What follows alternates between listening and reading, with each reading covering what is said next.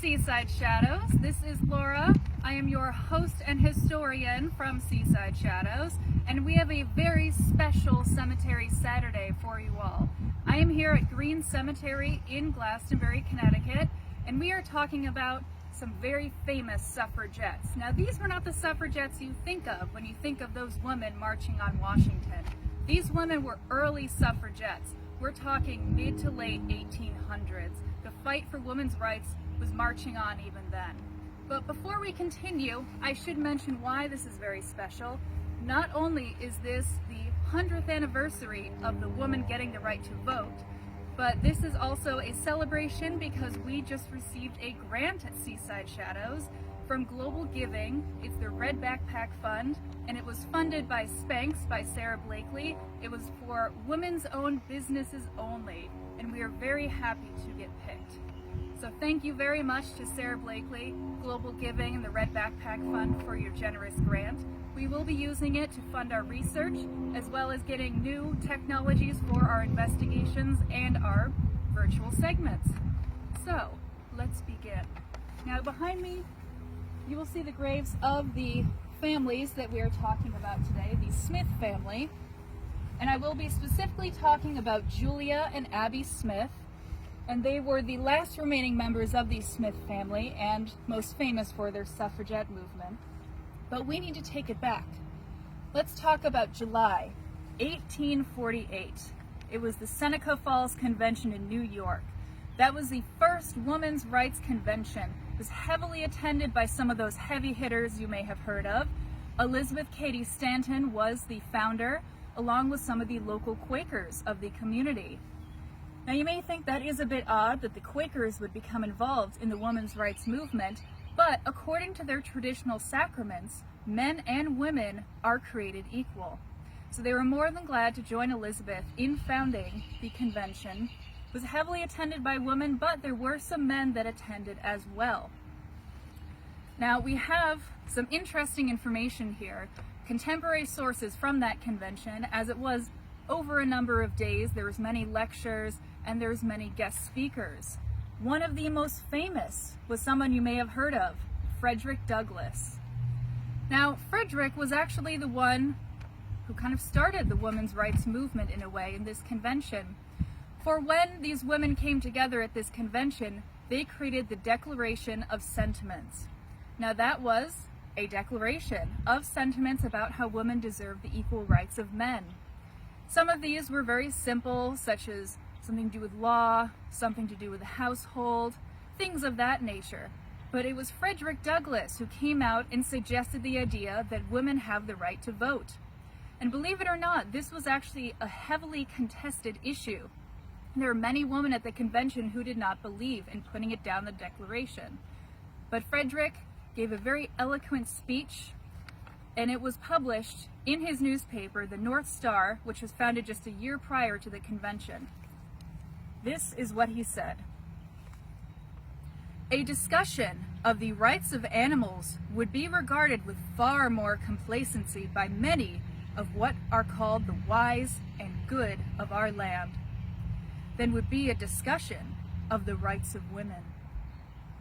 Standing as we do upon the watchtower of human freedom, we cannot be deterred from any expression of our approbation of any movement, however humble, to improve and elevate the character and condition of any members of the human family. All that distinguishes man as an intelligent and accountable being is equal true of a woman. And if that government is only just which governs by the free consent of the governed, there can be no reason in the world for denying to women the exercise of the elective franchise or a hand in making and administering the laws of the land. Our doctrine is right is of no sex. We therefore bid the women engaged in this movement our humble Godspeed. Everyone knows Frederick Douglass was a very powerful orator, and with this speech he did convince many of the women that they should put down in their sentiments the right to vote. Now, this was in 1848, hotly contested issue then. Just 3 years later, In 1851, it was the main issue of the women's rights movement, and that is what began the women's suffrage movement. Now in 1851, a very remarkable thing happened besides taking on this issue. A very famous woman gave one of the most famous speeches in human history. Her name was Sojourner Truth, and she was a famous abolitionist advocate and women's rights activist. Some of you may even know the title of her famous speech, "Ain't I a Woman?" Following is an excerpt from that speech, as well as an interesting reaction from the crowd. You have to remember, at this time, in 1851, a lot of African Americans were still not accepted in society, but it seems Sojourner may have changed some minds and hearts. She said, "Where did your Christ come from? From God and a woman. Man had nothing to do with him. If the first woman God ever made was strong enough to turn the world upside down all alone, these women together ought to be able to turn it back and get it right side up again. And now they are asking to do it, and the men better let them." Now there were some people in the audience who were not so receptive to her speech, being an African American and a woman.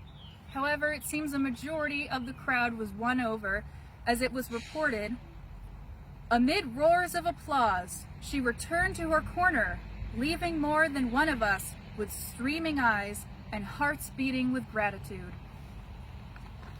Now, it may seem strange that you have a lot of African Americans involved in this women's rights movement. A lot of the faces that you see in the early of 20th century, when you see them marching on Washington, they are a lot of white faces. However, in this early beginning, the abolitionist movement was heavily tied with the women's rights movement. And that's particularly due to one man, William Lloyd Garrison. Now, he was a famous abolitionist, especially here in Connecticut. Some of you may know that on our tours, we point out a hall that burned down 4 times in Mystic. Now, before it was burned down, it was a famous place for the stranger, the bizarre, the outsiders. You have William Lloyd Garrison, who is strange for wanting the rights of other human beings. You have people like P.T. Barnum and his cast of characters coming to give speeches as well.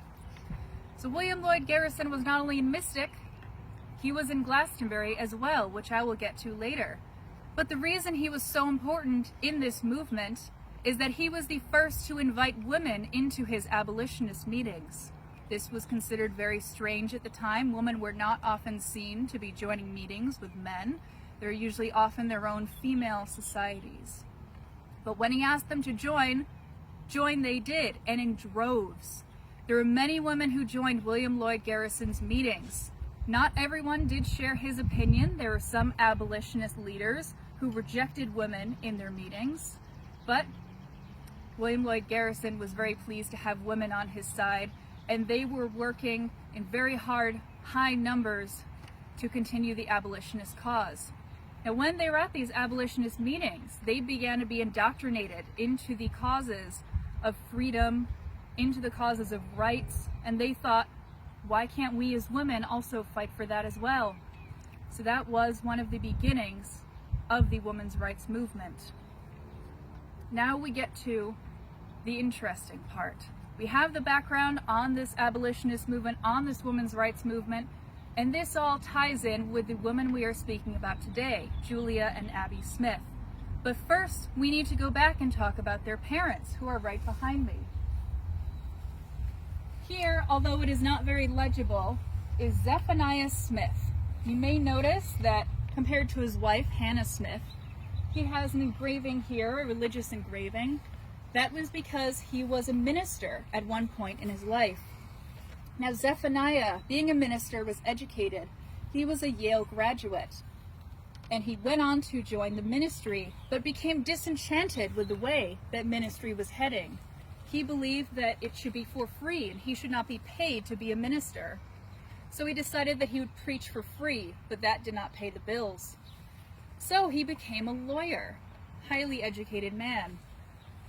He was a native of Glastonbury, and he eventually met Miss Hannah Smith. Now Hannah was a bit of a firecracker and a bit unusual for her time. You do notice she was born in 1767 in the 18th century when women's rights was really not even on the radar. But she was a powerhouse of a woman. Not only was she a poet, she was a linguist, and she was an astronomer and mathematician. Her father had raised her to be highly educated compared to most of the other women around Connecticut. Zephaniah loved that.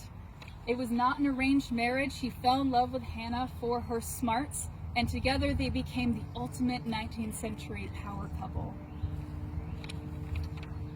Now, when they decided to have children, they thought that they should raise them with the respect of learning, creativity, and nonconformity. First off, we have Hansi. This is the grave of Hansi Smith. Now, Hansi was a bit unusual for her time in that she was an inventor, which is very unusual. She actually built her own boat, which she sailed around on the Connecticut River, and she made many mechanical inventions which were used throughout the town.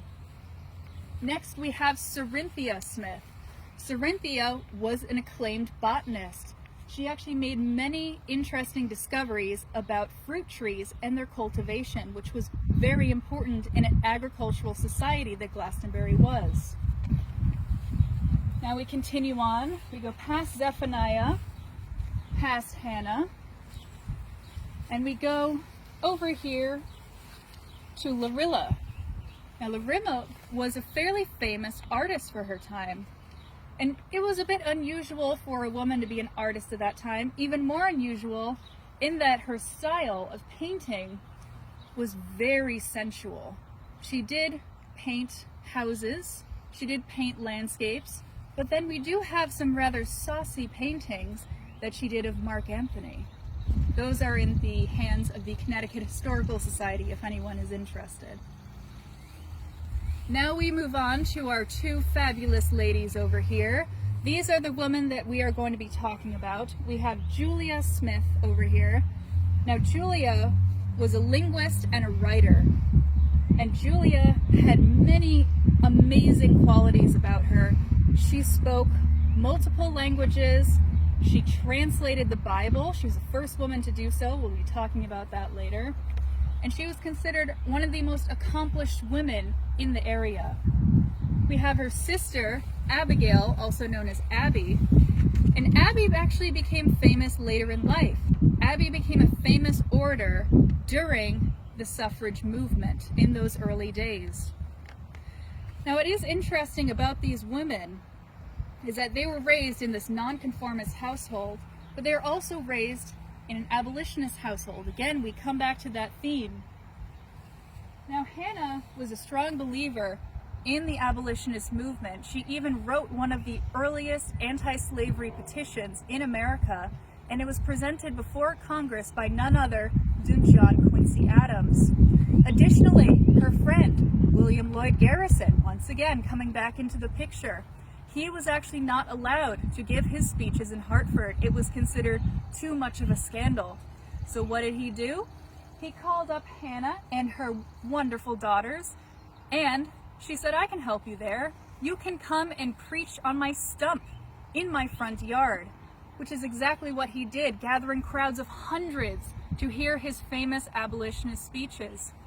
And it doesn't end there. Julia, in her younger days, actually met Harriet Beecher Stowe herself, the author of Uncle Tom's Cabin. Additionally, we have records from Julia's diary, which she wrote in French and in Latin, that runaway slaves would come to their household. Now, it was not exactly a stop on the Underground Railroad, as they did not harbor these runaway slaves, but it is written many times that they would give money to these runaway slaves and quite possibly send them down Main Street in Glastonbury to the home of one Reverend Samuel Rankin, the son of famed abolitionist and Underground Railroad conductor John Rankin. So we have all these amazing connections to the abolitionist movement. We have these girls raised in this household with encouraged with all these ideals of the abolition movement as well as women's rights. There is a famous story from the Smith sisters when they were younger that they were not particularly fond of suitors. For one did come to the house one day and met them all. They were in a circle working on various inventions or their botany. And he said, "Well, which one of you should I pick?" And the woman looked at him and said, "Well, will you hurry up and pick one of us so we can carry on with our work?" Clearly they weren't very interested in the affections of any gentleman who didn't appreciate their work. This gentleman then got very offended that they were curt with him, and he said, "Damned if I know," and walked out of the house. Now, none of these women actually end up getting married, with the exception of Julia. Julia did get married at a later age, but it probably didn't work out between them. She was, after all, a highly educated woman, and a lot of men were intimidated by this. And when she died, in her will, she stipulated that she be buried with her sisters and not her husband. Just goes to show that these were some fabulous women, did not conform to the ideals of society. Oh dear.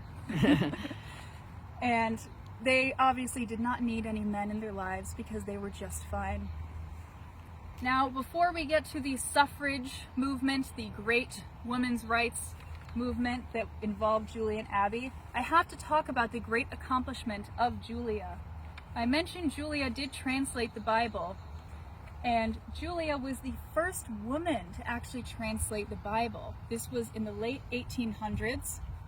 Now, not only did she translate it, she translated it from the original Greek, Latin, and Hebrew. And she translated it in a very odd way, which was not normal for the time. She actually translated it literally word for word, which did make it for a bit of a choppy reading, but she was the first person to do so. Now we get to the main event. November 1873. Only Abby and Julia remained in their household, and they were known as being some of the wealthiest people in Glastonbury. They had extensive property, they had a very large house, and they had 7 very famous, very beloved cows. Now at this time, they were the envy of Glastonbury, these 2 fine, elderly, educated women. They were very popular among the town, but apparently not very popular among the men. For what happened in November 1873, the tax collector came to them and said, "I have reassessed your property, and I'm adding $100 onto the value, so you must pay more tax." Now this was a not ideal situation. In fact, Abby did say, "To be sure, it increased our tax but little, but what is unjust in least is unjust in much." Now it should be worth noting that none of the men in town had a raised value on their property. It was only these women. And the reason they were so upset is because of the age-old no taxation without representation. Now, what does this have to do with the fight against Britain in the 18th century? Well, these women did not have any male relatives left. The male relatives were often the ones who would advocate on their behalf. Because they had no one to advocate at town hall, then they had to do it themselves. This is what Abigail had to say at the first town hall meeting regarding their taxes.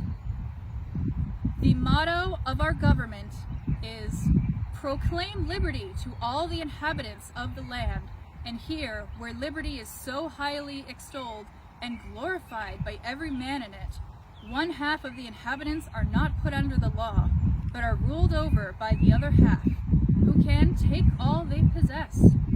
How is liberty pleased with such worship? All we ask of the town is not to rule over them as they rule over us, but to be on equality with them." And they concluded with their no taxation without representation.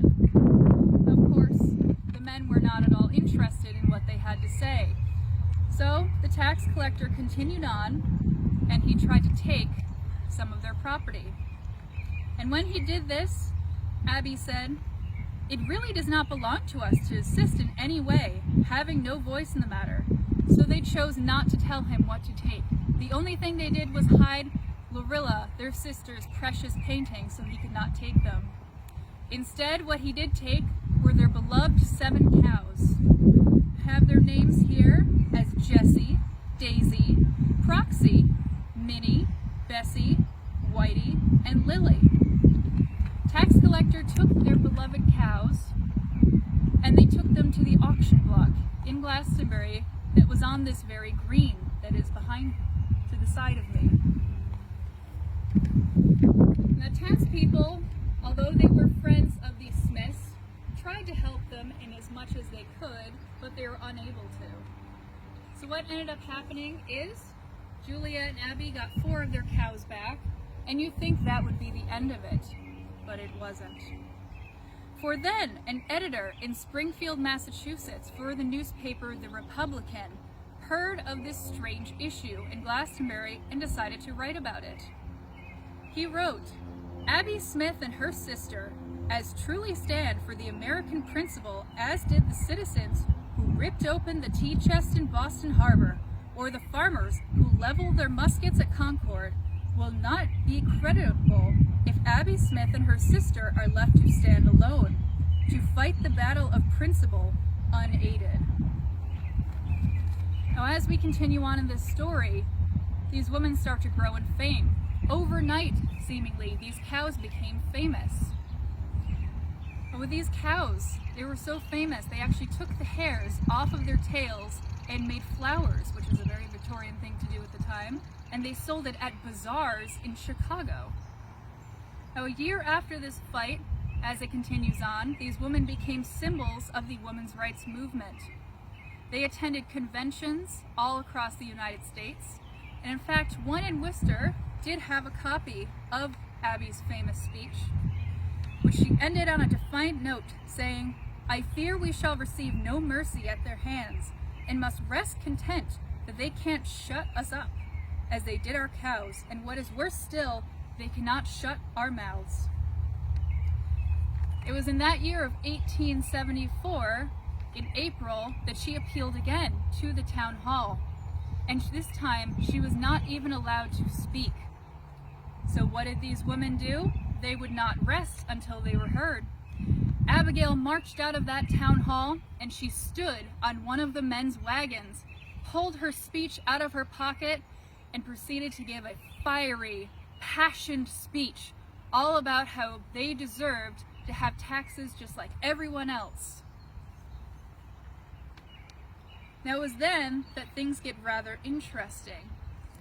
In 1876, 2 years after this fight started, they were able to finally win their case against the tax collector. There was a lot of back and forth, but eventually they were victorious and became famous all across the United States. They were friends with Elizabeth Cady Stanton, Lucy Stone, and Susan B. Anthony herself. They were invited to Washington and given an ovation, and they even testified before the United States Senate. These women were the trailblazers for those suffragettes that you see marching on Washington in the early 1900s. We are very grateful to these women for blazing the trail for us, and I think without them, we might not have the right to vote today.